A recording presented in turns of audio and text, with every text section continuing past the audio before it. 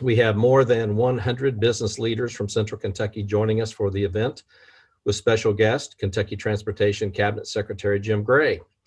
This webinar would not be possible without the support of our sponsors. The sponsors were displayed on your screen as you joined the webinar. We're grateful for their continued support and particularly staying with us as we navigate COVID-19 waters. So thank you for your ongoing and continued support. Now I'd like to recognize Adam Caswell, Director of Governmental Affairs for Kentucky American Water, for presenting sponsor remarks. Adam, thank you. Great, thank you, Bob, and good afternoon. On behalf of the entire team at Kentucky American Water, we'd like to welcome everybody today to the Public Policy Over Lunch session. We appreciate you joining. At Kentucky American Water, we're pleased to continue our support of this series and grateful to the team of Commerce Lexington for putting these together. And I'll say that at a time when our business communities need guidance more than ever, we're lucky to have Bob and team at the helm leading us through this unprecedented time. Today's speaker, Kentucky Transportation Secretary Jim Gray, will be providing some updates on a topic that certainly resonates with us at Kentucky American Water, infrastructure investment. For his department, they're focused on roads and bridges and such. For us, infrastructure renewal involves upgrading and replacing items such as water mains, treatment plants, valves, booster pump stations, meters, and storage tanks. At Kentucky American Water, we're proud to invest approximately $25 million annually and about $400 million during the last decade in water infrastructure projects in order to keep life flowing for our customers. We appreciate the efforts of Secretary Gray and his team to help Kentuckians and their businesses keep going throughout the Commonwealth. Secretary, thanks again for joining us today. We look forward to your updates. Thank you. Thank you, Adam. And now it's indeed my honor to introduce our special guest. We have the Kentucky Transportation Secretary, Jim Gray. He's a familiar face to many Central Kentucky business leaders, having served as mayor of Lexington for 8 years and leading Gray Construction, a global company headquartered here in Lexington. Because of his public and private sector experience, Secretary Gray is uniquely prepared to lead one of the most high-profile agencies in state government. The decline in road funding and the Brent Spence Bridge issue are two disrupting events facing the state with significant impacts on the Kentucky logistics advantage. Central Kentucky is located within a day's drive of over 2/3 of the nation's population, and we sit at the crossroads of two major interstates, giving companies direct access to north-south and east-west routes. Having quality infrastructure, roads, bridges, airports, railroads, is critical to ensuring our that our region continues to successfully compete for jobs. The other day, the secretary and I were texting back and forth, and he brought up a really interesting point, something that I hadn't really put a lot of thought into, but man, I've thought about it so much more since. He was talking about the new world of work and how COVID has changed and altered the workplace forever, impacting the needs and modes necessary for the Commonwealth's economy and its people. So I'll let you tee that up a little bit later when we have our question and answer remarks. So Secretary Gray, we appreciate the opportunity for you to interact with us here today, and the digital highway is yours. Hey, well, Bob, thank you so much, and really appreciate the invitation to be with you all. I believe Governor Beshear was on just last week, and he shared with me that he really enjoyed that. And I can tell you that that when dealing with a project like the Brent Spence Bridge, the shutdown and now the repairs and then the reopening is something that a crisis like this is something that he's gotten used to. He's gotten accustomed to in the very short period of time that he's been governor. Yeah. I want to, before I talk about the Brent Spence and actually share with you all some images of the repair work and the condition of the bridge when we found it or when the fire occurred, I'll tell you a couple of stories. One, Bob, you mentioned having my role of having been mayor. I used to say when I was mayor that as mayor, you got to love three things. You got to love people, you got to love your city, and you got to love problems because we got plenty of them. In this job, I have added, you got to love bridges because they got plenty of problems. And that's what I discovered for sure on November the 11th, Veterans Day. It was a call at about 4:30 in the morning, that I got from Bob Yeager, our chief district engineer in the Northern Kentucky area in District 6. Bob's been with the cabinet literally for 48 years. He's a seasoned veteran. And so when he calls me at 4:30 in the morning, I know that something's up. Sure enough, it was a major crash, 2 semis that had crashed on the bridge, one carrying actually a small amount of potassium hydroxide. The fire itself, however, was fueled by the diesel fuel on the trucks. It was not really a function of the hazardous material. Now, let me tell you a little bit about what we found on the day of the fire itself. And I've got some images, Bob, I'm going to show here that illustrate the work that's being done today, the condition of some of the steel beams, and where we've done some of the demolition work. But dialing back, what happened on that very first day was first the fire had to be put out and the first responders were on scene. Immediately, the Emergency Operations Center in Kenton County was mobilized. There were literally, by the end of the first day, there were hundreds of people that were assembled to work on the project. And that included 20 bridge inspectors that began combing the entire structure. Now, bear in mind that this structure, the Brent Spence Bridge, is over a mile long. So that's including both approaches. But in terms of the structural steel, the main bridge and where the fire occurred, of course, it had to have a major inspection. So we, including inspectors from around the state and the country, we had 3 from U.S. Department of Transportation that were flown in on day 2. And this was, I want to give a big shout out right out of the gate to Todd Inman, Chief of Staff, to Secretary Elaine Chow. Todd called me that morning at 6 o'clock and he said, look, we're here to help you. Try your best to get ahead of this. This is going to be a real challenge, it looks like. Well, he was absolutely right, but he helped us all along the way, and we really appreciate that. We got immediate turnaround on what was called the emergency relief funding of $12 million. So the inspectors are on site. We're applying for the emergency relief funding. We've got not only the inspectors on site, but we've got engineers that are in real time. At the same time, the inspectors are working and getting core samples of tests for the concrete and for the steel. We've got engineers working on the redesign, the repair work. And so behind the curtain, you can see that there are literally more than 100, and I think at one point in time, we counted as many as 400 people that were working on the project fully.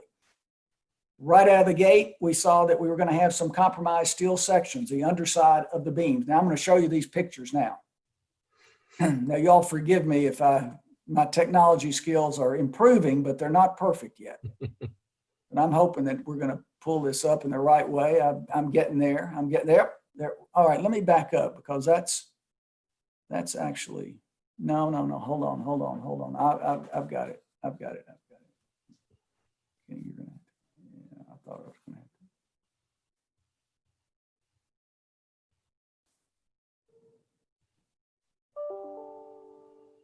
to. Okay, there we go. Yeah, now here I can get it. Okay. All right. Okay, y'all. This shows the bridge literally from a drone. This shows where we had to remove the upper deck. And this is in the area where the fire actually was most intense. The next slide illustrates the condition before the beams were removed. These beams were so compromised by the fire that they had to be removed. They're called stringer beams. We actually immediately realized that we were going to have some compromised beams when the fire literally in day 1. So we sourced replacement beams from 4 different mills, 4 different states around the country. They then were sent to a fabrication shop in Frankfurt. where the beams were cut and they were drilled, and then they were sandblasted and painted.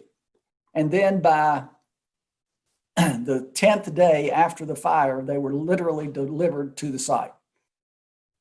This shows now the new beams that have been installed. They were being installed working day and night. Kokosing, the contractor, working day and night, installed the new stringer beams. And next week, the plan is to replace the upper deck concrete slab, the driving surface, and the barrier walls. That is, the barrier walls are on both sides, and they are tied in with reinforcing steel to the deck. So all of this work has occurred in the last 22 days. We went from crash to contractor in 5 days, and then the work started. And then the work started in real force by Kokosing, the contractor who gave us the best bid for the project. So we're now 20 days. We're now 18 days away from the scheduled finish on December the 23rd. I think probably I've taken up the full 10 minutes talking about the Brent Spence Bridge, Bob. But I know you've got some other questions. You want to hear about the transportation cabinet in COVID, our revenues, what that looks like, things like that. I'm happy to talk about it, but do you want to go straight into some questions, or you want me to talk about the transportation cabinet, some of the challenges that we've got beyond the Brent Spence Bridge? I think I'll start with the questions. I think we're going to wrap a lot of your questions into that. Okay. And then you can also insert in anywhere. The Brent Spence Bridge, I'm glad you focused on that. That is a lifeline economically to us. It is our lifeline, and yes. As well as Ohio's, but I can tell you Central Kentucky, the Commonwealth, and the remarkable job of pulling this all back together and getting this put back in place, and how everyone's cooperated. It just says a lot about leadership. I would just throw this out. We did ask our audience to pre-submit questions. So this is from our cross-section of our business community here. And I'll start with the Brent Spence Bridge. As we pointed out, you pointed out it's a vital connection for commerce. And I don't think people think about this, national security. Yeah, absolutely. So how are you working with Ohio officials and U.S. Department of Transportation on the road repair efforts? And I know you touched on that from the fact that the DOT was with you like immediately. Right. But how about with Ohio? I think sometimes it's a great question. First, let me give you a few numbers on the Brent Spence. The Brent Spence Bridge carries as much as 3% of the nation's GDP across it every year. 3%. Now, the GDP of the country is now around $21 trillion.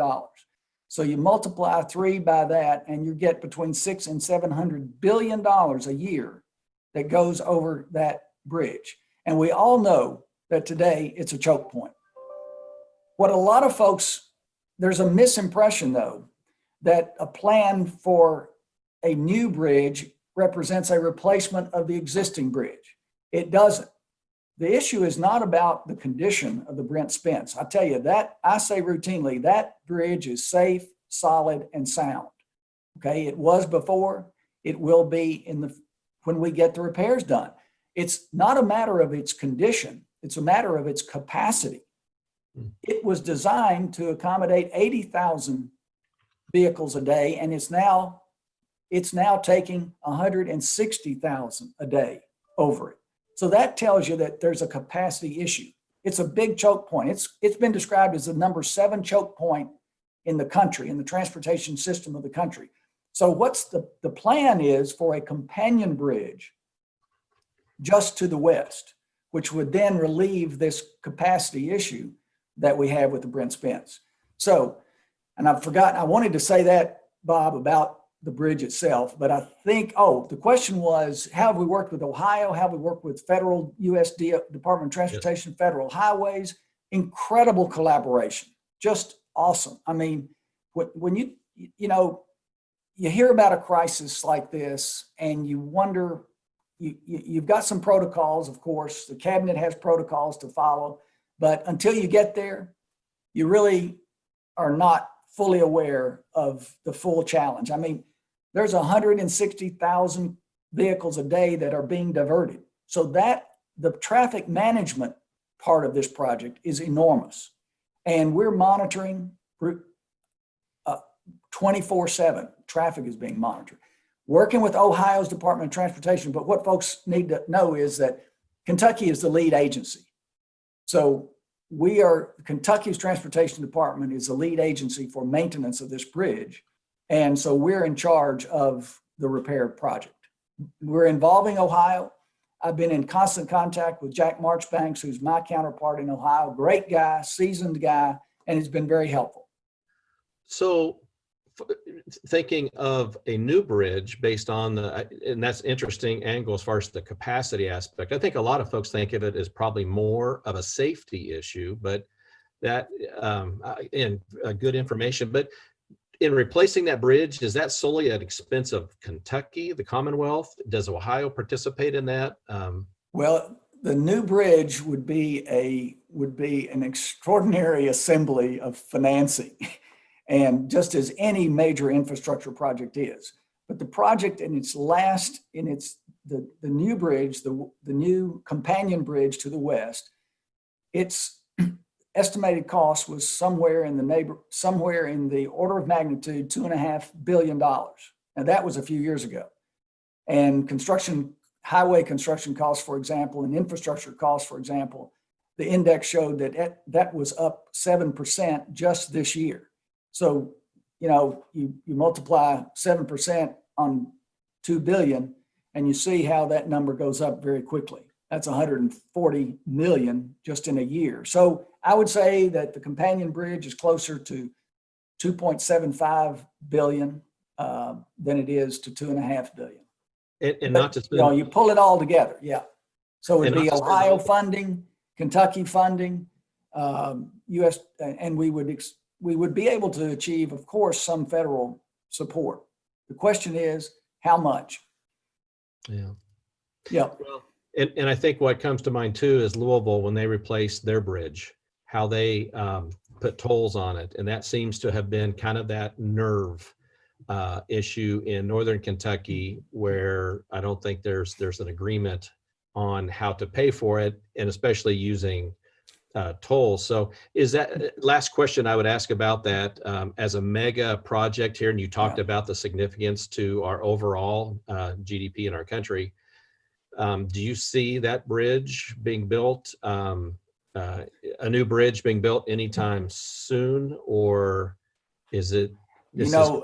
Bob, when I get a question like that, and I'm not at all dodging it, I always refer to my own experience with Rupp Arena and the Convention Center in Lexington. It was a long time in planning and bringing enough people together, leadership together, the people that believed in the project then and saw the need for it. Well, it's similar. It's a similar dynamic in an infrastructure project like this. And often it takes a crisis for there to be an awareness of how significant. So an issue like this is when you're diverting, when people's who are commuting to and from work, when suddenly their commute time is there's a 30 or to 45 minutes added to it, then that is an awareness issue. Yeah, very well said. Yeah. So in Kentucky, where I came from before Lexington was Evansville, and my job when I was there was to get federal approval for I-69 extension from Indianapolis to Evansville. And so now that road is we got federal approval, and now the road, thanks to the governor of Indiana at the time, who's now president of Purdue University, he got it done. And that road is almost built. However, now we're talking about I-69 bridge. So we've got the Northern Kentucky bridge. Will both of those projects have money put in next year's transportation budget? Or how will that work? I mean, Bob, I've discovered in a year in this job that there's a lot of alchemy in some of this. Yes, there's planning, and there's good planning. The governor included the I-69 approach in the budget, and the legislature approved that. So we're working vigorously on that project today. We will design the engineering, right-of-way, and utilities. And the governor has said that he has a real interest in the bridge itself. So my hope, and I've been working with my counterpart, Indiana, Joe McGinnis, who's the Commissioner of Transportation in Indiana. And, there's just a lot of hope, as you know, in that region, in Western Kentucky and in Evansville, for this connector. If you look at the map, this is the final connection, the bridge, and because the finish line going into Indianapolis for I-69 is now underway. It's under construction, as you know. Yep. So I think your question was, can you manage two major or mega projects at once? Well, I will tell you that we might be in a position where we cannot afford not to manage two projects. If we intend for our economy to continue to grow and to encourage people, our citizens, and opportunities, then, projects like this, you just can't stand by and wait. Yeah. Amen. And I have to tell you, right after you were selected, one of the first phone calls I got was from Henderson and Evansville. The I-69 group there said, do you know this guy? He was mayor of Lexington. And so anyway, thank you for your administration. But to bring the bridge conversation to a close here, I just want everybody listening to understand that is the bridge may be in Henderson, Evansville. That again is a major economic piece for Central Kentucky. And all you have to do is talk about one issue alone, and that's the lose my train of thought here. The automotive industry. Yeah, Toyota is so neat. Yep. Right. So the automotive industry is so relies on these connections. And then in Northern Kentucky, you've got Amazon now with a $1.5 billion investment at Cincinnati Airport. Yep. Which is another piece of our conversation if we get there. But it looks like we're going to run out of time here. Well, let's move on. Forgive me. No. Good conversation here. Can you share your thoughts on the upcoming legislative session and the crafting of the state's transportation budget? What are your priorities for allocating those resources, and what local governments in Central Kentucky can expect in terms of state support for projects? Well, let me describe our budget this way. Of all our neighboring states, we are Kentucky's what is often called the gas tax, but I would just say the fuel motor vehicle fuels tax. That represents the majority of the revenue for the transportation cabinet. Okay. Out of $1.5 billion a year, our entire road fund, out of $1.5 billion, we're getting a little over half from motor vehicle fuels tax. Okay. We are at just north of 26 cents. And our neighboring states, Indiana's at 46 cents. Now, 5 years ago, we were generating 6.5 cents more than we are today. And over 5 years, that translates into a loss of more than $1 billion. Now think about that. You're only generating, and this is where all the paving comes from. This is where new road construction revenue, fuels all of that. Now we get some federal funds as well, but we have lost $1 billion in 5 years from where we used to be. Now in that same period of time, Bob, highway construction costs have gone up 42%. All right. So you can see that we've got our income is going down and our costs are going up. That's a problem. Our income, our revenue is going down and our costs are going up. And another thing that we're not taking into account with the current revenue model is the increase in electric vehicles. Those numbers are increasing dramatically. Yep. And they're going to continue. That's what all the major automotive companies are recognizing. General Motors, that's what the chairman of General Motors said just recently, that they're moving toward electric vehicles aggressively. And you see that with all the other OEMs, major automakers. So did I get? No, that's good. And then Central Kentucky, as far as what we can expect here in general with funding, it sounds like in a way you've answered that because of the shortfalls that we have across the state. So we're trying, unless we get improved revenues, the Brent Spence is it's highly unlikely. There's no magic wand there's no magic wand going to come and revenues come from Washington. It just doesn't happen that way. Yep. We've got to lift ourselves. We've got to contribute. We've got to demonstrate that we're part of this as well, part of the solution. Okay, I got an easy one for you. What are your top 3 priorities as Transportation Secretary? Oh yeah, that's a real easy one. Always those kinds of questions, wherever it was, it was always tough and challenging because there are just so many priorities and there's so many challenges. But at the end of the day, if you don't have the resources, then you can't meet the demands and you can't solve the problems. So I would characterize having the resources in order to do the work and meet the demands of our economy and our infrastructure is the number one. And I think that's, fortunately, Kentucky Chamber, local chambers, that's the same spirit and the same attitude. KECO, Association of County Officials and County Judges, League of Cities, everyone has put it on as their number one priority. And I cannot praise enough.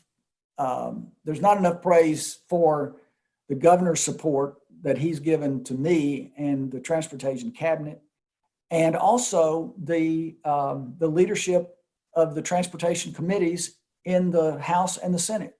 Sal Santoro, budget subcommittee on transportation of the House. Great guy. Ken Upchurch. Yeah, Sal, great guy. Ken Upchurch, chairman of the House Transportation Committee. Senator Jimmy Higdon in the Senate, and then the president of the Senate, the Speaker of the House. The good news is they all recognize these challenges and have been very supportive. Yeah, I think we are hoping, we expect there's going to be some serious discussion about increasing the gas tax to support this. I would guess that'll be a major priority, as you pointed out, of the administration. The gas tax. The governor has used this at the KECO meeting. He said when he was asked his attitude or his spirit about this and the need, he said, "I'm for it as long as it is fair." That means fair to the people, and it is bipartisan, and there are no strings attached. So fair and bipartisan. All right. Yes, sir. Very good. So a couple more things here I had. Can you provide us an update on the Real ID initiative? I can.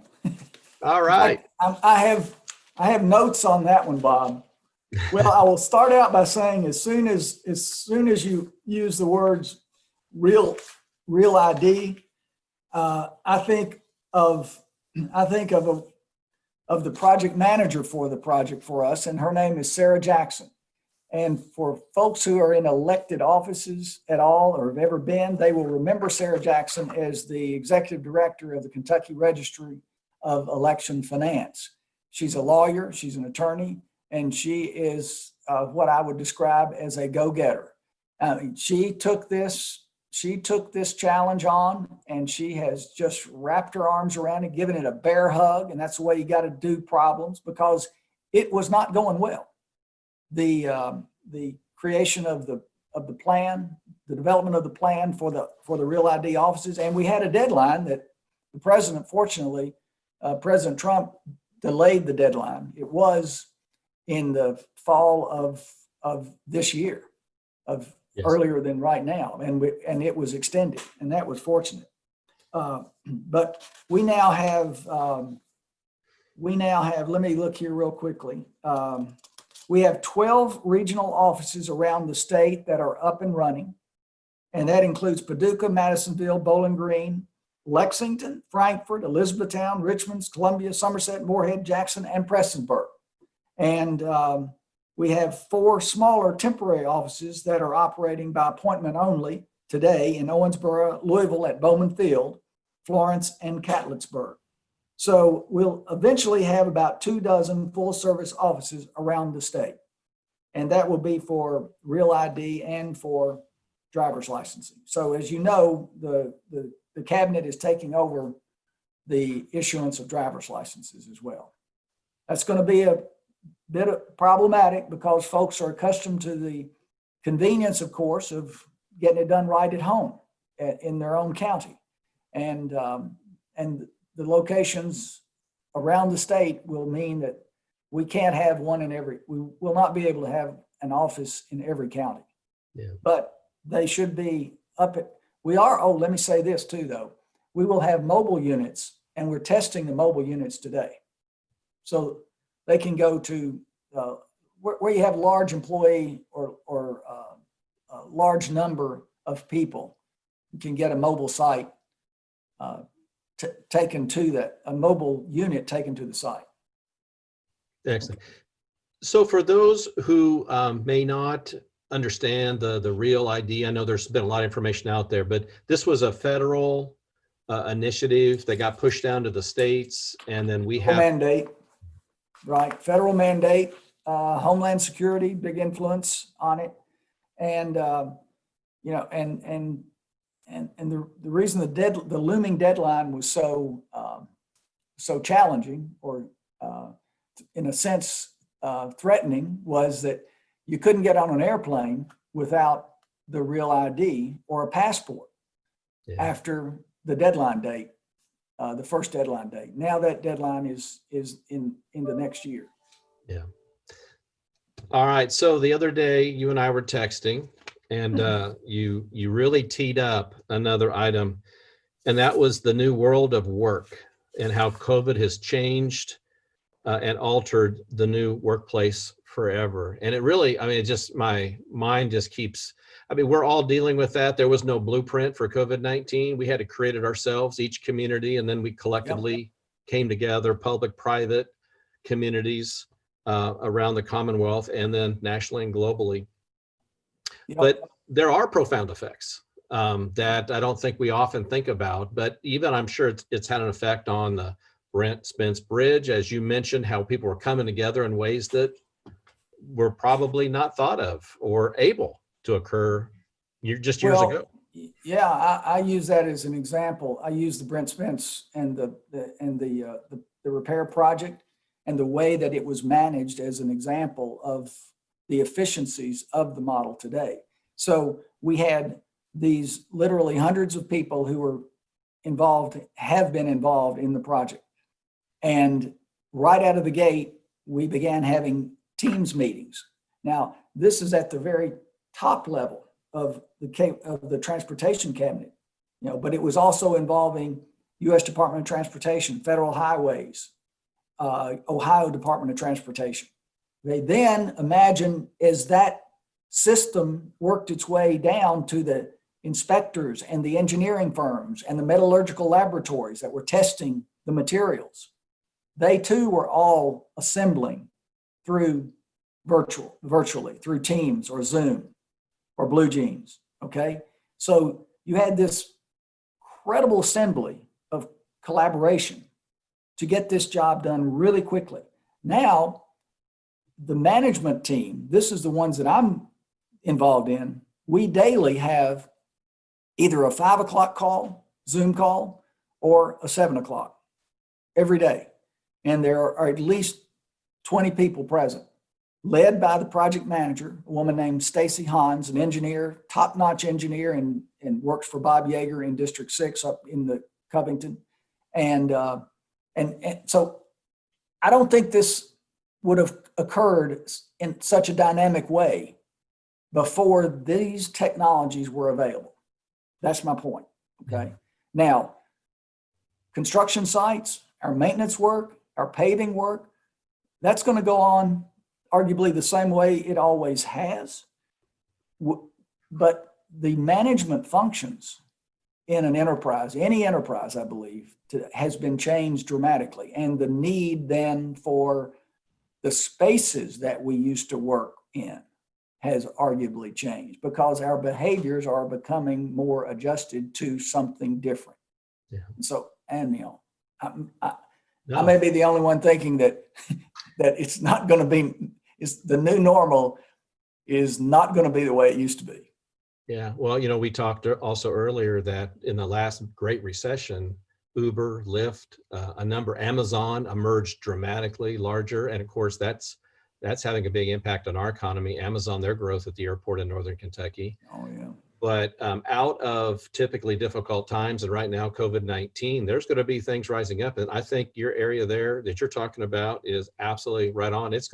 That'll be a good positive outcome of these difficult times. Absolutely. I mean, yeah, this project, I'll say it again, that, you know, how would we have, I imagine, or I try to imagine what it would have been like before the virtual communications systems, all right? And it would have been, let's bring the contractor in to meet, to discuss the project, instead of let's get on a Teams call in the next hour to discuss this issue, you know? And, or it'd be, let's get a conference call together. But now people are accustomed to the new technology and they're moving much faster, it seems. At least that's my impression. Yeah. I told you we had just two last questions, but I do have a third, and third's probably more of a comment. I just want to say thank you. We interact with Eric Frankel at the Bluegrass Airport a lot. He's the best. And, but I'll tell you, we're so fortunate to have so many people in the right positions during this difficult time. And Eric is one of those. And so all your support of the airports and that has been tremendous. And I know is greatly appreciated as we try to get our feet up there. Because we have one of the best airports in the country. Yeah, Eric is an outstanding leader. And yeah, I've met with him and talked with him and Cincinnati Airport, CVG leadership, and Louisville routinely, because they do have, transportation cabinet has an influence on them, of course, and all the airports, the smaller airports around the state. Yeah. But yeah, and Lexington, I think the numbers for Lexington were down the most, even compared to, I mean, as compared to Cincinnati and Louisville, our numbers in Lexington were down the most, more than the last time I talked to Eric. I think we're down 60% year to year. Yeah. Yeah. Well, but he's always optimistic, and that's a good thing. I was going to say, we got the right guy there, because right. we will. Any final comments, thoughts you just want to share? Oh, you know, just to friends at Commerce Lexington world, you know, there's there's no place like home, and so it's wonderful to be able to visit with you all, and it's I will say that having the job of mayor was very helpful in preparing me for this job and a challenge, frankly, like the Brent Spence Bridge, and getting the job done. Having had some construction experience has also helped me a little bit. But it's very rewarding. And I say hello to everyone out there, and thanks so much for all that you all do every single day in every dimension of your work and your families and everything. So, and Bob, thank you for your leadership and your team. Thank you. It wasn't that long ago that you were #1 in the country, and I know that they won't let you have it twice in a row. So otherwise you have it. The standards just keep going up all the time, and the expectations. Standards are okay. Well, I just want to say thank you very much for joining us, for the timely information, for being there. It's fun for me as I go around the Commonwealth interacting with different folks, typically via Zoom, and they're talking about you know, and the role you're playing in their communities. So your footprint and who you touch is huge, and it's very important. And I'm glad that you're in that role and that we've got that relationship. Thanks. So thank you Well, for everything you do. I appreciate you saying that, but I'm going to very quickly deflect that to an incredible team of people. The professionals in the transportation cabinet are really some remarkable people. And I cannot praise them enough and throughout the enterprise. So, but and that's all the counties in the state. You know, there's a maintenance facility in every county in the state, and some there's more than one. Yeah. And these are the people that touch our state, and they are our ambassadors for the state. So thank you, Bob. Absolutely. Thank you very much, Secretary Gray. We appreciate the interaction, and we look forward to more conversations in the days, months, and years ahead.